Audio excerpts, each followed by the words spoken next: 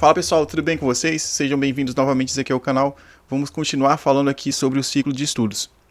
Dando continuidade do ponto em que paramos, no último vídeo eu mostrei para vocês ali como é que vocês iriam inserir as matérias na plataforma, ali no aplicativo do Aprovado.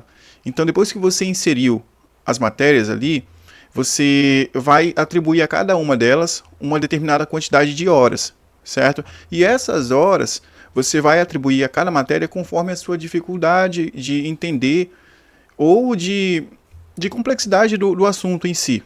Por exemplo, lá para português eu coloquei 1h30, porque é um tempo interessante para você trabalhar no determinado tópico. E se você passar de 1h30, por exemplo, acaba que você fica cansado, não absorve muito conteúdo. Depois ali, raciocínio lógico, eu coloquei 2 horas porque é uma matéria que envolve muita prática. Então você vai ter que fazer muitas questões para compreender determinado conteúdo e por aí vai.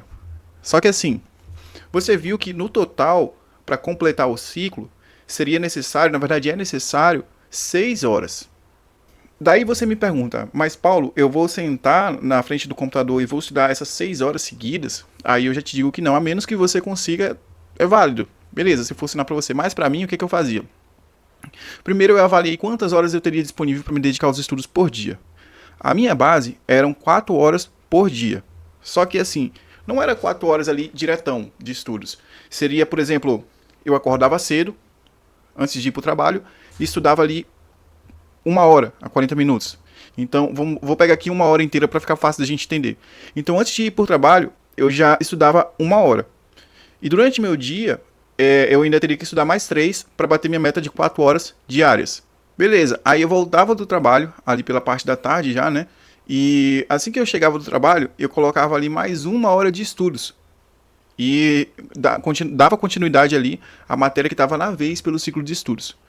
Daí eu fazia alguma coisa ali à tarde que tinha que fazer, eu ia caminhar, ia para academia, ou mesmo para a faculdade. E quando eu retornava na parte da noite, era o período assim que eu ficava mais focado na matéria. Até hoje, assim, para me estudar eu prefiro o horário da noite.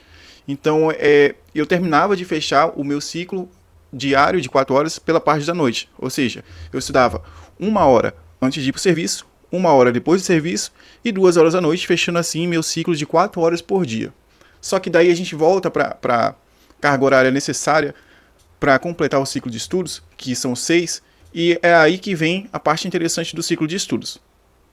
Para mim foi interessante porque ela nunca vai deixar uma lacuna. Você sempre vai estar em constante progresso. Porque, por exemplo, na grade de estudos, se você coloca para estudar português na segunda, matemática na terça, direito na quarta, por exemplo, se você não estudar ali português na segunda-feira e perder aquele dia por algum motivo, você vai precisar rodar a semana toda de novo para chegar na segunda novamente e daí ver português. Então isso para mim era inviável, né? Para mim era uma perca de tempo, por isso que eu migrei para o ciclo de estudos.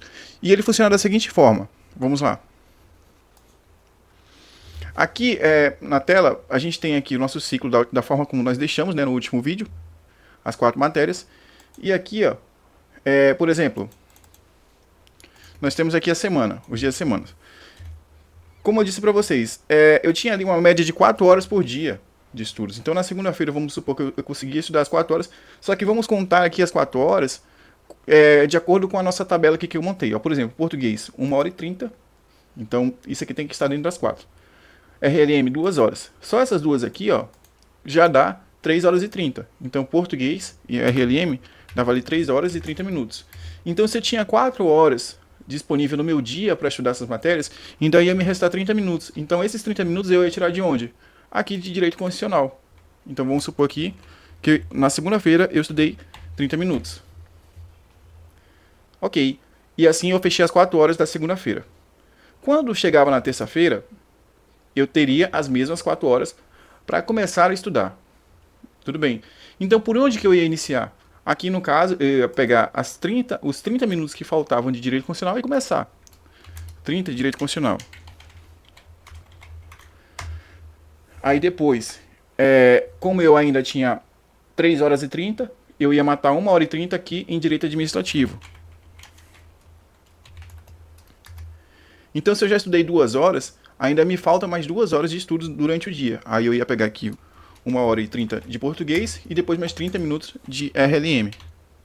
E assim, o que ia acontecer? Eu ia chegar aqui em RLM e ia faltar o quê? 1h30. Aqui menos 30.